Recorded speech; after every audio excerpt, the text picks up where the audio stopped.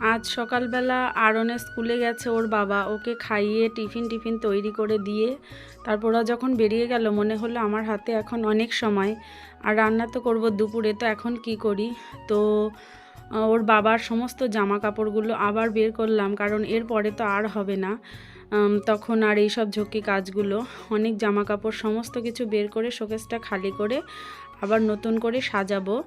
তো আজকের ভিডিওটা প্রথম থেকে শেষ পর্যন্ত দেখার অনুরোধ রইল, কারণ আজকে একটা অল ডে ব্লগ আমি শেয়ার করতে চলেছি। 9 মান্থস প্রেগনেন্সিতে ডেলিভারির কিছুদিন আগে কাজকর্ম করাটা যেমন কষ্টসাধ্য, আর তেমনি বসে থাকার পাত্রী তো আমি নই। সারাদিনে একবারও মনে হয় না যে কখনো শুয়ে থাকি। শরীরটা ভালো থাকলেই যেন ভরপুর এনার্জি। আর যেটাকে বলা হয় যে ডেলিভারির আগে অনেক মায়েরাই নাকি সংসার বা কাজকর্ম গুছিয়ে নিতে অভ্যস্ত, যে এর পরে হয়তো আর টাইম পাবো না, তো আমিও তাদের মধ্যে একজন। সমস্ত জামা কাপড় এখানে বের করে নিয়েছি, সব কিছু সেটিং করলাম, যেগুলো পরে সেগুলো এক জায়গায় রাখলাম, আর যেগুলো পরে না অথচ ফেলাও যায় না এমন কিছু জামা কাপড় আছে সেগুলো এক জায়গায় রাখলাম। তো পুরনো বন্ধু নতুন বন্ধু সবাইকে স্বাগত আর অভিনন্দন এবং অনেক ধন্যবাদ জানিয়ে আজকের ভিডিওটা শুরু করলাম। আমরা যারা প্রেগনেন্ট মহিলা আছি, সংসারে কাজকর্ম নিয়ে নিত্য ব্যস্ত থাকতাম আগে, এখন অনেকটাই ডিফিকাল্ট হয়ে গেছে এই সমস্ত কাজকর্মগুলো করা, কিন্তু ছেড়ে দিলে তো চলবে না। যেহেতু একটা 7 বছরের ছেলে আছে, তার পড়াশোনা খাওয়া দাওয়া সমস্ত কিন্তু মায়েরাই কিন্তু বেশি দেখাশোনা করে। সেখানে একটু যদি ঢিলা পড়ে যায় তো মনে হয় যে সত্যি কত বড় একটা খারাপ হয়ে গেছে। যখন আমি ভিডিওটার ভয়েস ওভার দিচ্ছি তার একদিন আগের ভিডিওটা শ্যুট করা, তো এই দিন রাত্রে ছেলে প্রচুর বমি করেছে, জ্বর এসছে, আর এতটাই শরীর খারাপ যে তখন মনে হয় হয়তো আমাদের কোনো গাফিলতিতেই এটা হচ্ছে, হয়তো ঠিকঠাক মতো কেয়ারটাও নিতে পারছি না।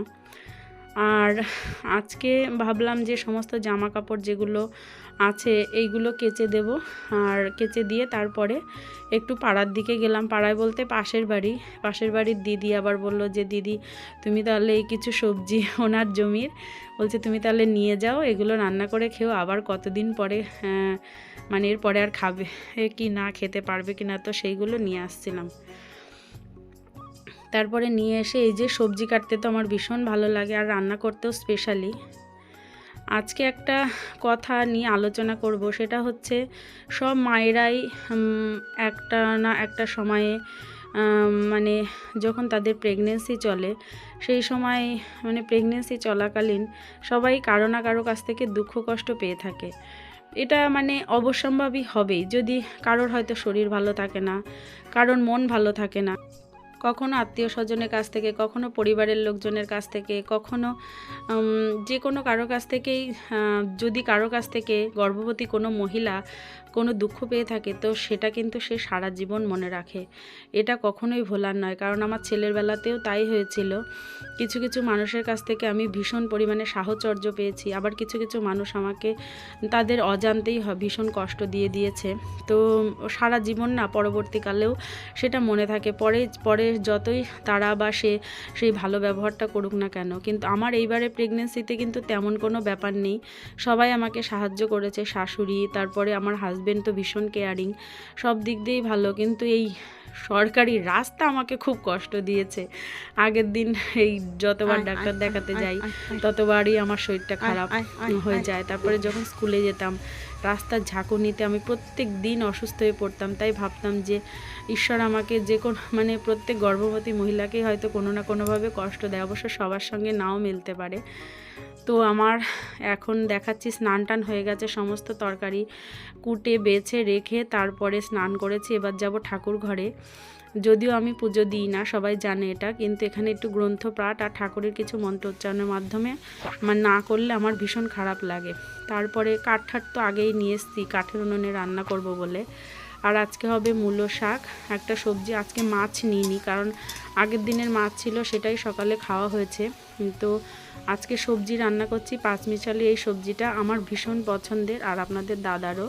এখানে ফুলকপি, আলু, শিম, কিছু আমার উঠোনের সাইডে ডাটা গাছ হয়েছিল সেগুলো দিয়েছি, বেগুন দিয়েছি, মূলো দিয়েছি, আর দেব বড়ি, বাড়িতে তৈরি করা বড়ি, সেটা দিয়ে এটা শুধু আদা জিরে বেটে দিয়ে সুন্দর করে রান্না করব।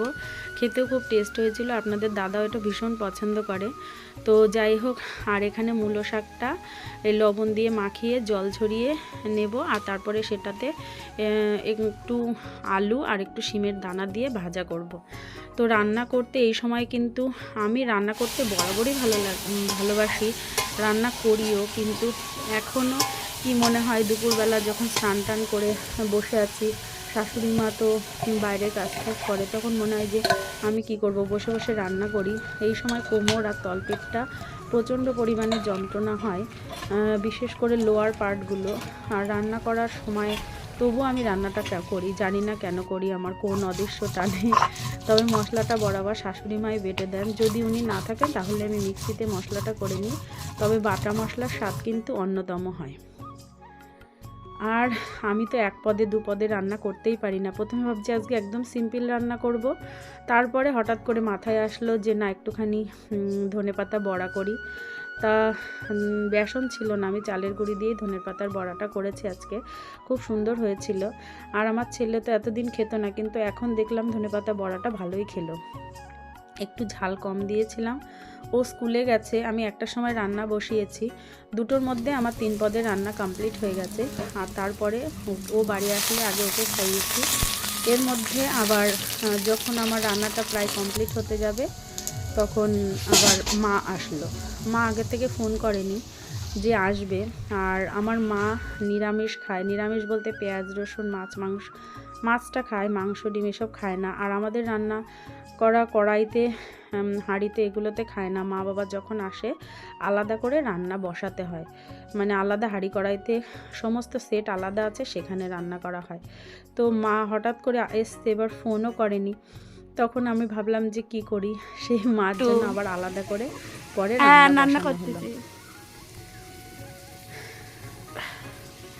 এই যে মা চলে এসছে, তো আমার এইখানে প্রায় রান্না কমপ্লিট, আগে থেকে ফোনও করেনি। যাই হোক, পরে আবার গ্যাসে মার জন্য রান্না করা হয়েছিল, তারপরে আমরা সবাই একসঙ্গে খাওয়া দাওয়া করেছি। ব্লগ দেখতে দেখতে যারা অনেকটা দূর চলে এসছেন তারা নিশ্চয়ই আমার ভিডিওটা ভালো লেগেছে, তো প্লিজ একটা লাইক করে দেবেন, আর অবশ্যই কমেন্ট করে জানাবেন যে আমার অন্যান্য ভিডিওগুলো কেমন লাগছে, আর আপনারা কি ধরনের ভিডিও দেখতে চান সেটাও কমেন্ট করে জানাবেন। অনেকে আমাকে অনেক রকম কোশ্চেন করেছেন, আমি অবশ্যই সেই সমস্ত জিনিস নিয়ে মানে একটা ভিডিও নিয়ে আসব। তো আজকে খেতে বসেছি, অনেক রকম পদ হয়ে গেছে। সেজমা দিয়েছে মোচার তরকারি আর মেটে আলু দিয়ে পার্শে মাছের ঝোল, আর আমাদের যে পদ ছিল। খাওয়ার পরে আমি একটু রোদ্রে গিয়ে বসেছিলাম, সেখানে জামা কাপড় সব সার্ফে যেগুলো কেচে দেওয়া হলো মেলা ছিল।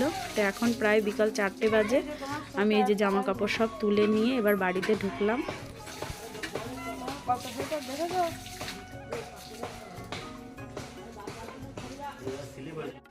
এখন দিনটা এতটাই ছোট যে আর বিকালবেলা শোয়া হয় না, হয়তো কোনো দিন একটুখানি শুই, আর দেখি সন্ধ্যা লেগে গেছে।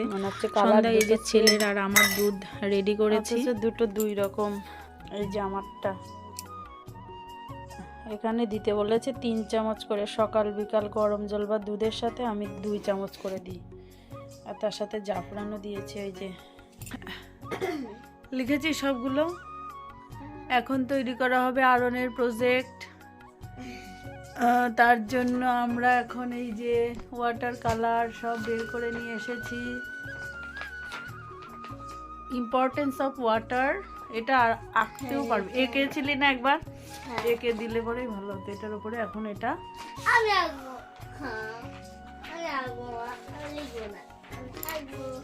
আঁক একটা আলাদা এঁকে ওইখানে ওইটা সাটিয়ে দিলে হবে।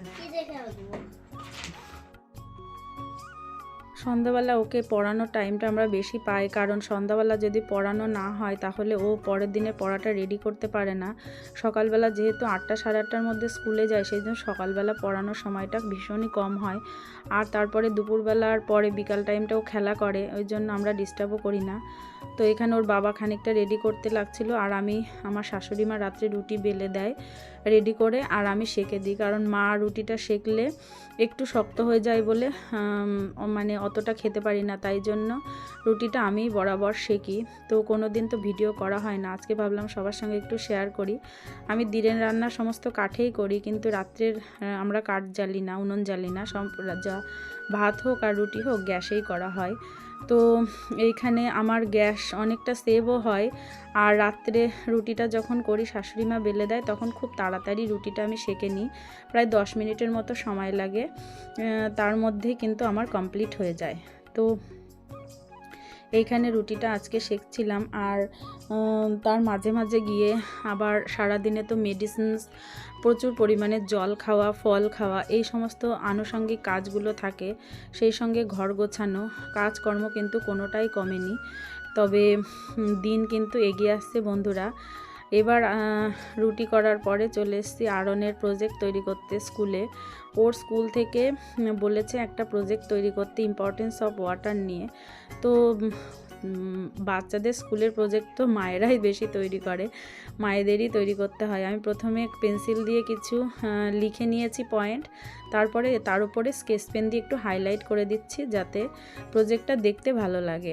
এর আগেও স্কুলের অনেক প্রজেক্ট করা হয়েছে, আবার ইতিমধ্যেই ওর স্কুলের যে সমস্ত প্রজেক্টগুলো বাকি আছে সব প্রজেক্টগুলো এখনই করে রাখবো ভাবছি, কারণ ডেলিভারির পরে আমি হয়তো আর সময় পাবো না। ওর প্রজেক্টগুলো জমা দিতে হবে উইন্টার ভ্যাকেশানের পরে। তারপরে উইন্টার ভ্যাকেশান ওদের 21 তারিখ থেকে, মানে 22 তারিখ থেকে স্টার্ট হবে 2রা জানুয়ারি পর্যন্ত। আমি ভাবছি তার মধ্যে তো আমার ডেলিভারির ডেট হয়তো আছে, কিন্তু তার আগেই এগুলো আর কি কমপ্লিট করে রাখবো, কিন্তু কতটা সম্ভব হবে ঠিক বলতে পারছি না। তো ভিডিওর প্রায় শেষ প্রান্তে চলে এসেছি বন্ধুরা। ভিডিওটা কেমন লাগলো অবশ্যই সবাই কমেন্ট করে জানাবেন, আর বন্ধুদের সঙ্গে শেয়ার করতে ভুলবেন না। আর অবশ্যই আপনি নতুন হলে প্লিজ আমার চ্যানেলটিকে সাবস্ক্রাইব করে রাখবেন, কারণ আমার সাবস্ক্রাইবার বাড়লে আমার ভিডিও বানানোর মোটিভেশনটা ভীষণ পরিমাণে বেড়ে যায়। তো যাই হোক, এইবার চলে এসেছি ডিনার করতে। আজকে ডিনারে আছে একটুখানি মাংসের ঝোল আর 2টো রুটি। তো মাংসটা নিইনি, 1 পিস নিয়েছি, কারণ রাত্রে মাংসটা বেশি খাই না। তো আজকে ব্লগটা এখানেই শেষ